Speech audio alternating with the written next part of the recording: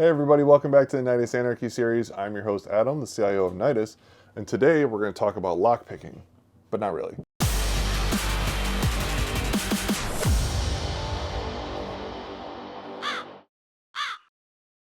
So, I was recently on a panel with Strata where we were talking about unlocking the future of identity, and what they did is they sent everyone that went to this workshop this really freaking awesome lockpicking kit. Check this out. So we're not gonna go over like how to pick locks too much because there's tons of websites out there to show you in YouTube videos, all kinds of in-depth on lockpicking. But what I do want to show is this really freaking awesome lockpicking kit they sent. So one, this is the kit in this nice little pleather case. Check this out. Check this out. It's crazy. All the tools they gave. This is the best. I probably have like 4 or 5 different lockpick sets. This is by far the best. So this is rad. And then it also came with 4 sets of locks and keys that are all clear. So this way you can actually see the tumblers and the pins. So these are great practice locks. Like check this thing out. Like check that out. I don't know if it's in focus or not, but you can see like all the pins and you can see the tumbler and the springs and everything. So this thing's pretty rad. They go from varying difficulty, from super easy to like, I wonder if I can pop this one open. Let's see if I'm gonna try and pop one open while we're talking here. This one's actually pretty simple to rake open. But so one awesome webinar idea, because they sent out I think 80 sets of these locks to people to teach them how to pick locks on the webinar. While we talked about a lot about decentralized ID and a lot of other like fun kind of like future tech stuff in the enterprise. But yeah, so you can see like as you're playing around here, you can kind of see the pins bouncing around. So it's actually pretty rad. So anyway, one thing I wanted to talk about when we were on that call or on that webinar, but I really didn't get into, was there's like someone brought up I think it was David Lee, the Identity Jedi, super awesome dude. One guy, you know what? We need to hang out more. Seriously, let's make a plan for the next time that we're at a conference somewhere.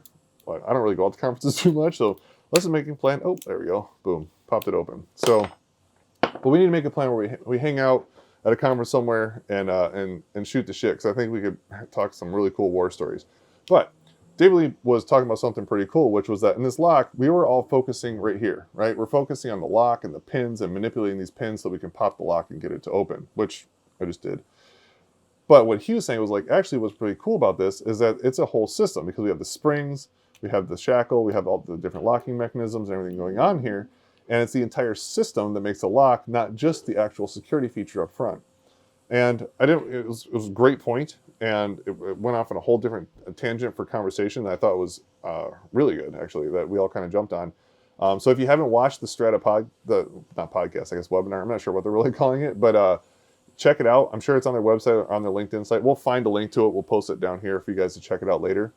But one thing I wanted to say was something that I always thought about ever since I was a kid. Like I've always been into like trying to figure out how to break into stuff, right? And the number one thing is you never try to attack something from the strongest point. And everyone always tries to attack everything from the front, right?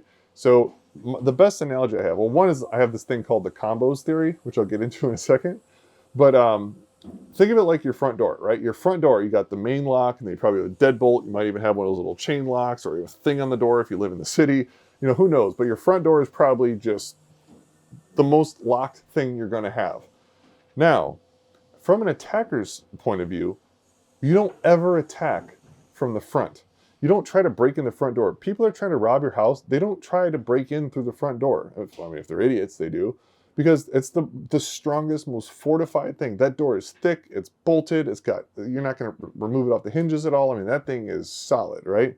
But the back door, you got that sliding thing that doesn't even really open. It's got that little flimsy little lock that never works. Sometimes people put the little piece of wood in the back because that's going to stop an intruder, right? And it's all glass. So like the back door is always massively open. Like it's completely not protected. And that's why we always say, right? We want to get a back door into the system because it's way easier to get in through the back door than it is through the front door. There's a joke there somewhere. Also, things like windows or garage doors, because your garage door, I mean, I have it somewhere, but we talked about like the flipper, right? So you can actually, if you're close enough, you can, when they hit their garage door button, you're just hiding around the corner, you can actually read the code as they hit the button and then just replay attack back into the garage and open the garage door. So I don't have to have I don't know if this is going to come out, but they're vacuuming right outside the door. But you don't have to have the key. You don't have to worry about pressing in the front door lock or these crazy doors. You just have to have a button, and when they come up and hit the button to go in, you scan it, and then when they leave, you hit the button, garage door just opens, and you walk right in the house. So the front is always the most protected, but it's not how people attack. And this, I think, is a very big common misconception with people when they think about security, just as a whole, not even just computers, but computers work the exact same way, right? It's like, oh, well, look at the login page. We have all these things that protect the login page. No one's hacking into systems through the login page. They're logging in from the login page because they're going to hack a person or social engineer an account out of someone, then they'll just log right in. But if someone's breaking into a system, they're generally not brute forcing a login page. They're finding an exploit through some system that's exposed. They're finding that backsliding door with the little shoddy lock. So don't focus all your time and energy on protecting that front door. I mean, obviously make sure it's locked, but what you need to be focusing on are all the other doors and windows in your house that are completely unprotected, because from an attacker's point of view, that's the first thing we look at. We skip the front door completely. It's not even our thought to go, hey, let's try to break into the thing where all the security cameras are looking right at my face and this huge bolted door and all this. Like, no, we're not doing that at all. And the only way you're going to get through that is social engineering. You're going to social engineer your way in. If you're a pen tester and you got to break into a building, you're going to figure out some way to smooth talk the guy to let you in through the door. But if you're trying to get in all sneakily and you don't want to be on the cameras, what you're going to do is hang out in the back for when they go to throw the garbage in the dumpster, then throw something into the door so it doesn't shuttle away. So when they walk in, you can just walk in that door and no one's paying attention. So when it comes to software, it's the same thing. Protect your back doors. Find everything that you can think of that an attacker may come at you with and go for that. Make sure that is secure. Don't think about the front door. Think about your back doors. Now, I'm going to talk to you about my combos theory. So this came about a long time ago, and it was my frustration with the combos bags. You know, the pretzels with like the cheese filling in the middle that are absolutely horrible for you, but super delicious. And every consultant that travels knows your dinner or lunch or whatever, most of the time is whatever is sold out of Hudson News through the airports. So for me, it's always been like combos, maybe a pack of M&Ms and like a bottle of water. It's been my de facto consultant traveling dinner. So I've had a lot of time to think about this. So the combos theory. If you look at a combos bag, you know, the one's about this big, and you try to open it. You open it from the top, and it rips open in this weird, it doesn't just open like a bag of chips. It just completely shreds itself to where the top doesn't open evenly. It's all messed up, and the combos don't pour out. It's super annoying. Sometimes it splits down the middle. It's super frustrating. So what I noticed was, you look at the top, it's sealed like 20 times. But if you look at the bottom, it's sealed 4 times.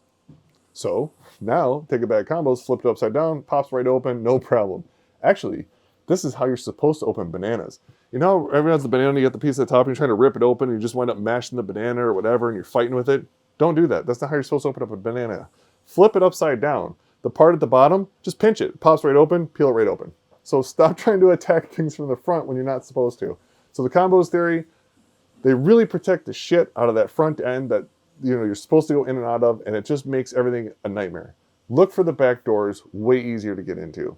So that's all I got for you guys today. Now you guys know how to open up a banana, and maybe you know a little bit more about picking locks. So I'll see you guys around. Later.